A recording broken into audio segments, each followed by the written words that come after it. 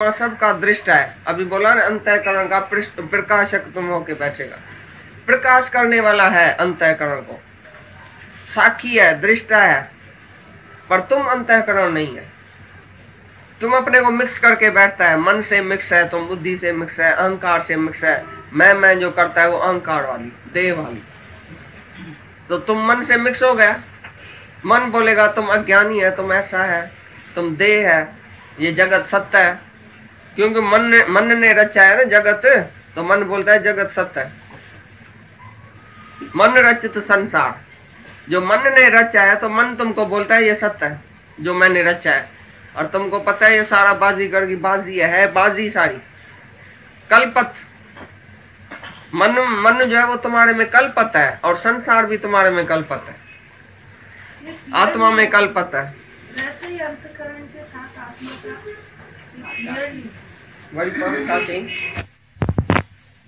आत्मा करता है, दृष्ट ऐसा किया है कि कर्म करता है। कर्म इंद्रियों से होता है, इंद्रियां अपनी विषय में वर्त रही है। क्या वास्ता है तुम्हारे महफल और मातम में? महफल में भी तुम हंसते हैं, मातम में तुम रोते हैं। पाप करो चाहे पुण्य, बत्ती का क्या वास्ता है? बत्ती तो खाली प्रकाशक है। ऐसी तरह से आत्मा प्रकाशक है, अंतःकरण को प्रकाश करती है। बाकी अंतःकरण में जीव रूप होके तुम क्या करता है क्या नहीं करता है वो तुम करता है। तुम जीव रूप में आके तुम बोलता है मैंने किया, इच्छा से अहंकार से तुम करता है, वो तुम्हारा हुआ, ये आत्मा का नहीं हुआ। आत्मा केवल प्रकाशक है। बाकी तुम जीव बन के अपने को क्या क्या समझ के बैठ गया। तो अहंकारी जीव से जो कर्म होएगा इच्छा से और अहंकार से, वो उसका हुआ। विकार करो या निर्विकारी रहो, वो तुम्हारी मर्जी। अगर तुम देह में आके मन से बन के और इंद्रियों से बन के तुम विकार में जाएगा, तो उसी से आत्मा का कोई वास्ता नहीं है।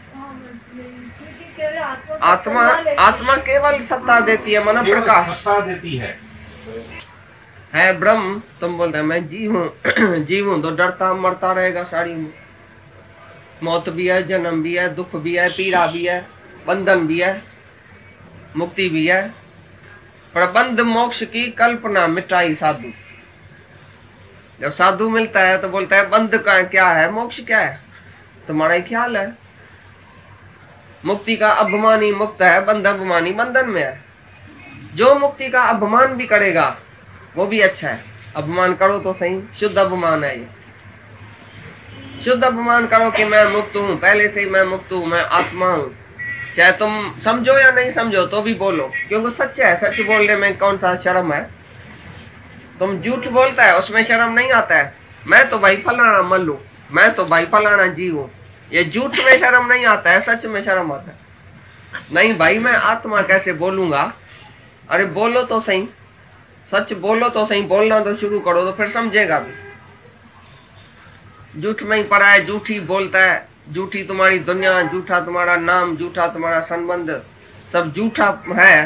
तो भी झूठ बोलने में बड़ा मजा आता है, समझता है बड़ा अच्छा आदमी है। क्योंकि झूठ बोलता है ना, मैं शरीर हूँ, ये बड़ा मैं अच्छा आदमी हूँ, निम्रता से बोलता हूँ, मैं पापी हूँ, मैं नीच हूँ, मैं तिरविरा हूँ, मैं आने में जाने में हूँ, मैं जन्मता हूँ मरता हूँ। ये तुमको पर शर्म आना चाहिए। तो मैं झूठ क्यों बोल रहा हूँ?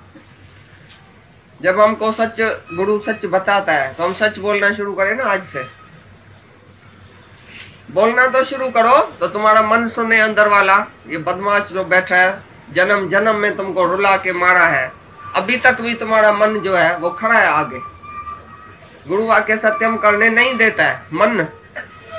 ये जीवपना तुम्हारा जो है वो नष्ट होना चाहिए। अज्ञान काल में जीव है, ज्ञान काल में तुम मुक्त है, आत्मा है, ब्रह्म है। हाँ, कैसे करता होएगा पूछता है सवाल। हाँ, घटाकाश में जैसे जुदा जुदा देखने में आता है।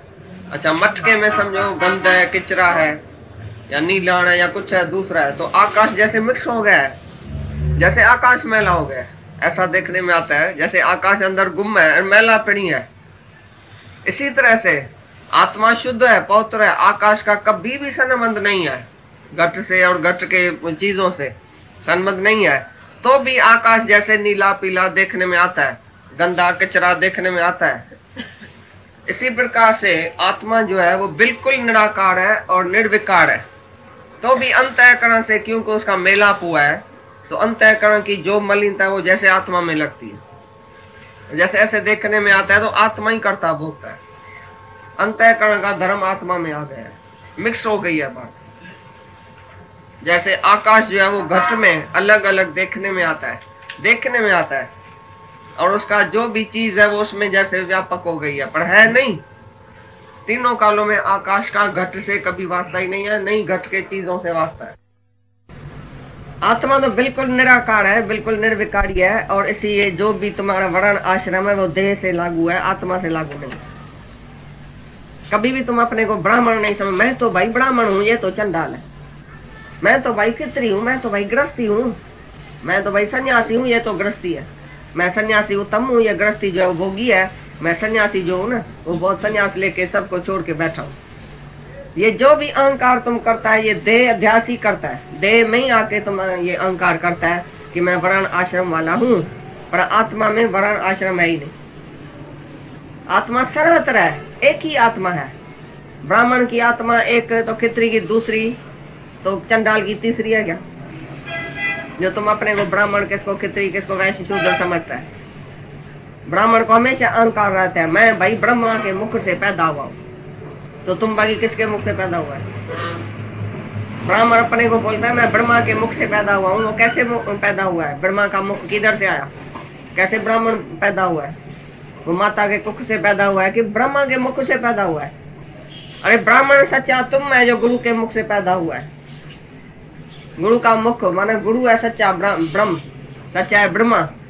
गुरु ब्रह्मा है जिसने अपने मुख से तुमको पैदा किया, तभी तुम ब्राह्मण है। बाकी वो जो ब्राह्मण बोलता है मैं ब्रह्मा के मुख से पैदा हुआ हूँ, तो मेरे को तुम पूजो, मैं ब्राह्मण हूँ। क्योंकि ब्राह्मण का बेटा हुआ तो ब्राह्मण हो गया। अरे तुम माता के कुख से पैदा हुआ है जैसे सारी दुनिया हुई है, तुम कैसे ब्राह्मण है? पर सच्चा ब्राह्मण जो है वो गुरु के मुख से, गुरु ब्रह्मा, गुरु पार्वती माई, गुरु विष्णु, सब कुछ गुरु है। जब हम गुरु के मुख से पैदा होता है तभी हम ब्राह्मण सच्चा है। हम ब्रह्म को जानता है, इसके लिए ब्राह्मण तुम सच्चा है जो गुरु के मुख से पैदा होता है। बाकी ब्राह्मण क्षत्रिय वैश्य शूद्र ये जो शरीर की बातें हैं वो तुम आत्मा में लाता है। तुम्हारे में कोई वर्ण आश्रम नहीं है, नहीं उसका फर्ज धर्म तुम्हारे में लागू है।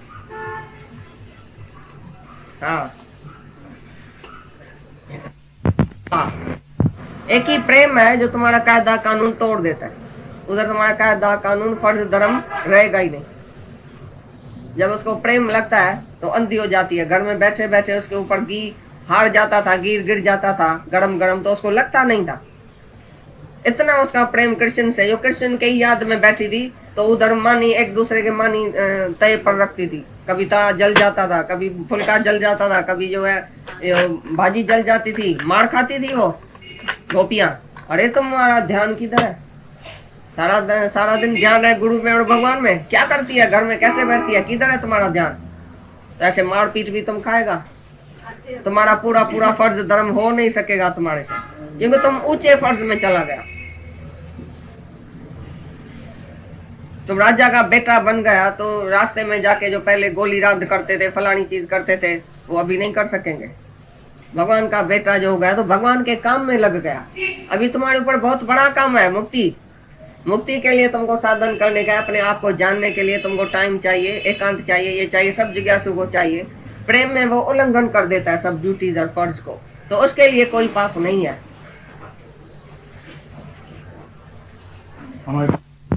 हरि में भी ऐसी प्रीत लग सकती है। पीछे गोपियों को मारपीट बहुत खानी पड़ती थी, तुमको भी मार खानी पड़ेगी।